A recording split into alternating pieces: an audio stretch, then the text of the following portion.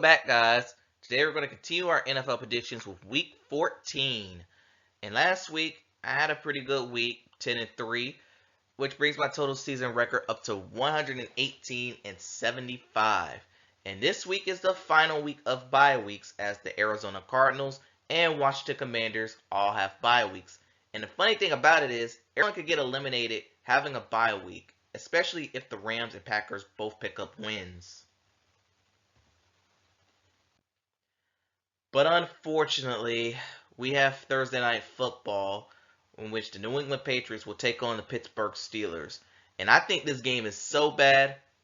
Let me do this better. The Pittsburgh Steelers lost to the 2-win Cardinals. It was a case of them playing down to their competition. Kenny Pickett, he left the game with an injury. And even TJ Watt was also seen in the blue tent.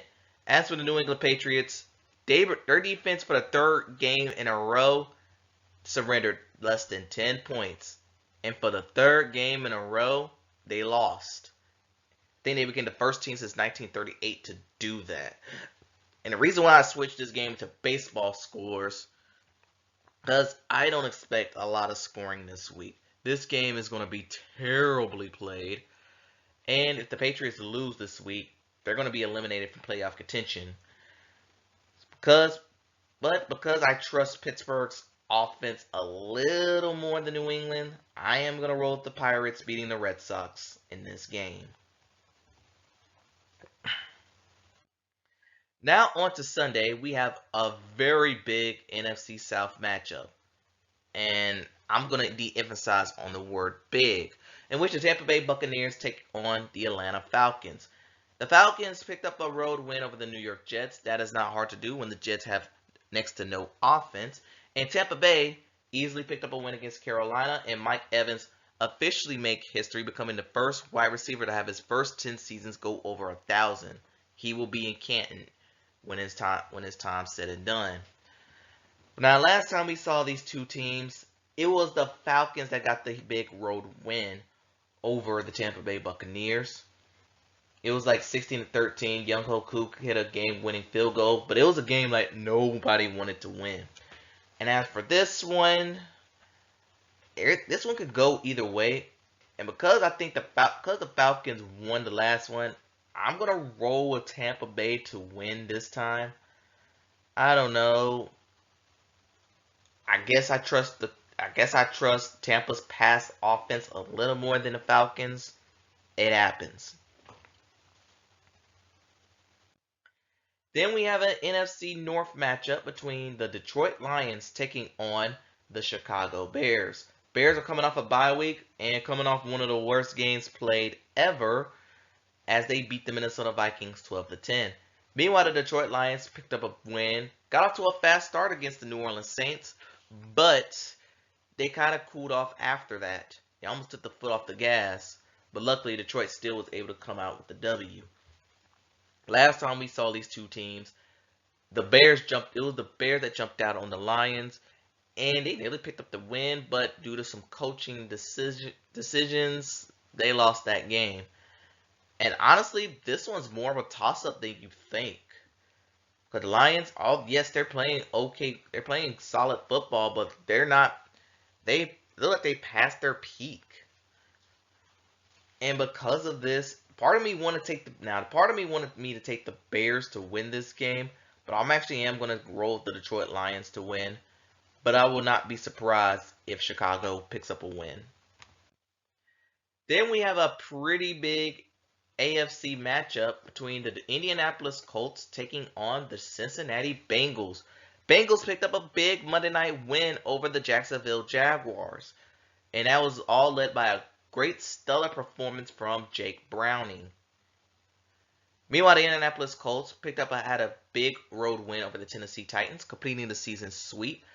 And Gardner Minshew, he and Michael Pittman, the two were like a match made in heaven on offense.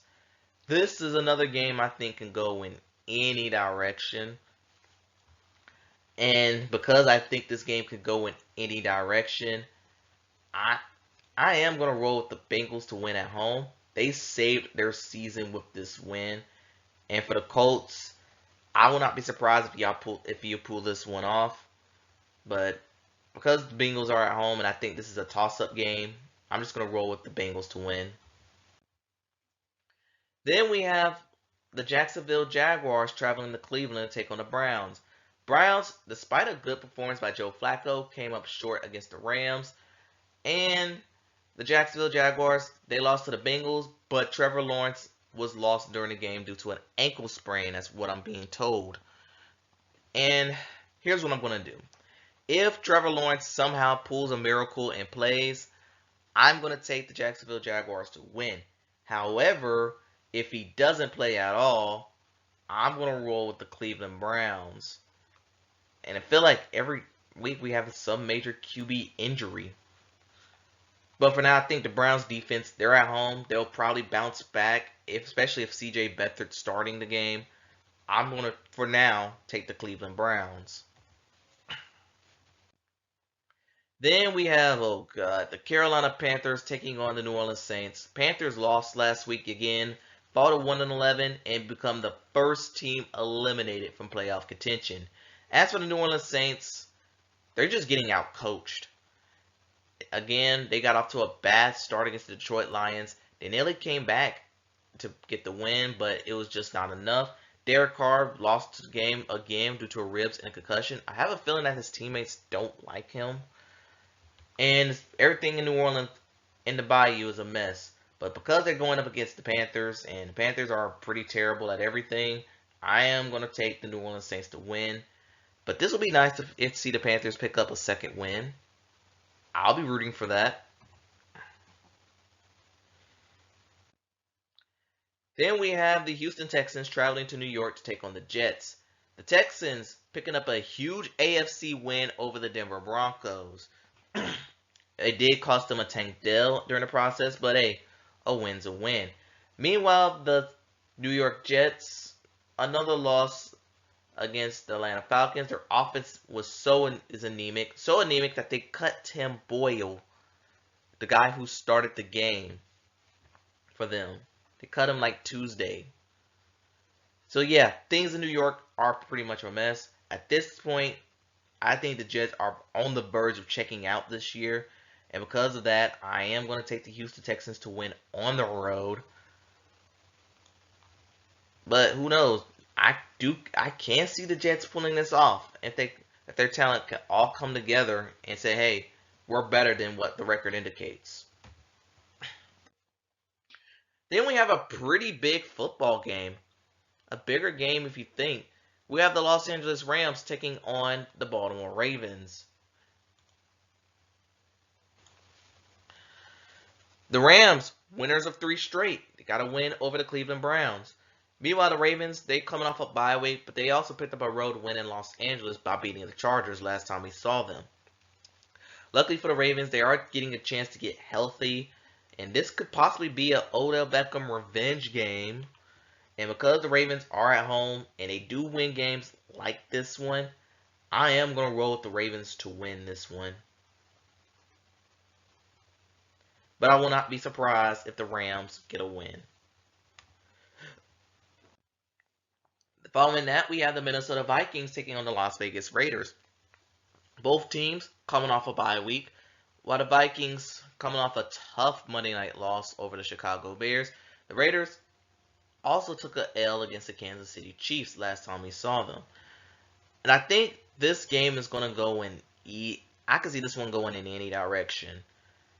Right now, I have not been impressed with Aiden O'Connell. It's been clear that the Raiders are probably going to get a quarterback in the offseason.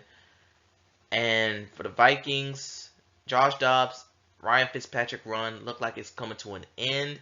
But hopefully with a bye week, he'll have time to muster some of that magic back. And because they're getting Justin Jefferson back this game, I'm going to take the Minnesota Vikings to win. And to get their season back on track. And that's not a knock on the Raiders.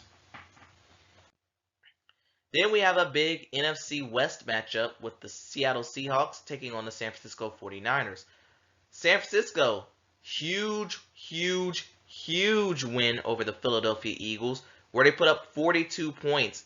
And the game wasn't, the scoreboard did not tell the story of the game. The game, 49ers took care of business thanks to a big performance by Deebo Samuel. Meanwhile, the Seattle Seahawks are reeling. They lost what would look like a winnable game against the Dallas Cowboys. And now they're playing them, and with them getting swept by the Rams already this season, their season is beginning to slip away. That's all I'll say. I think in this matchup, yeah, the 49ers going to win. I don't even know. I don't see any chance for the Seattle Seahawks to win. Last time we saw these two teams won on Thanksgiving, 49ers blew them out. I think this game will be no different. And then on paper, what looked like to be a pretty big game is the Buffalo Bills taking on the Kansas City Chiefs. And if it was the preseason, this would easily been the game of the year. Both teams have been taking odd paths.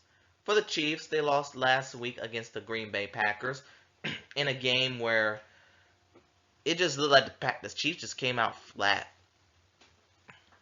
And the Bills, they're coming off a bye week, but they lost to the Eagles on a very controversial penalty where Allen was tackled by the horse collar, but yet the refs called grounding.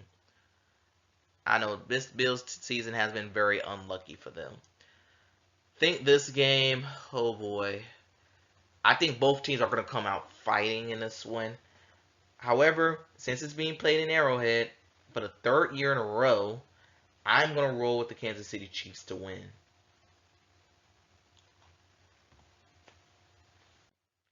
And then we have an AFC West matchup between the Denver Broncos and the Los Angeles Chargers. The Chargers defense looked great. Granted, it was against the New England Patriots, but the Padres were able to beat the Red Sox 6-0. Anyway, the Denver Broncos suffered their first loss in what feels like forever. They lost to the Houston Texans, and that game was actually winnable for the Broncos, but a couple offensive mistakes derailed their hopes. I think in this game, and because I don't trust the Chargers this season, their offense actually been falling apart, I am going to take the Denver Broncos to win this game.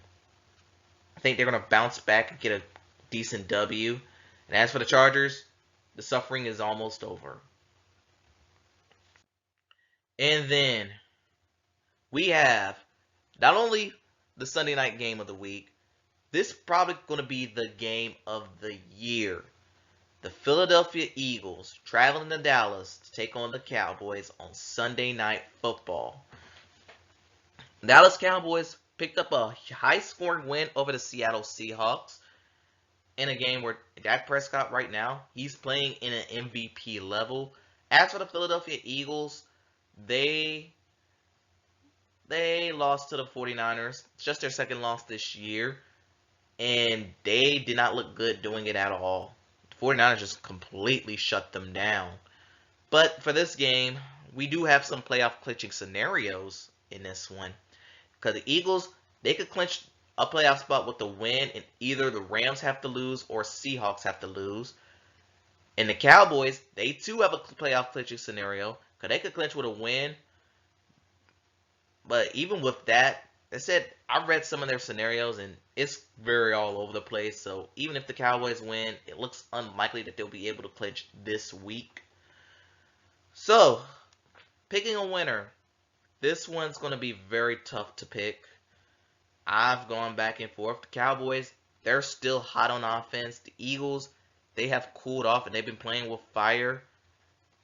But luckily, I've been very unlucky when it comes to picking the Dallas Cowboys. And out of a jinxing situation, I am going to take the Philadelphia Eagles to win. I think they're going to bounce back after a tough home loss over the 49ers. And the Cowboys, they're going to pretty much get swept by the Eagles. That's how the ball bounces for me.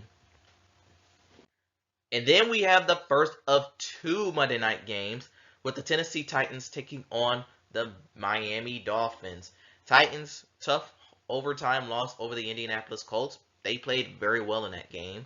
And the Miami Dolphins, a blowout win over the Washington Commanders. I think this game, yeah, it's pretty much going to be on Miami's favor. I feel like Miami have not have a lot of primetime games this year, but I think on Monday Night Football, they're going to get a big win over the Tennessee Titans. And then wrapping up this week, we have the Green Bay Packers taking on the New York Giants. And this game, on where when I look at this game, it looked like it's going to be a bad game, but dig a little deeper, it's more interesting than you think.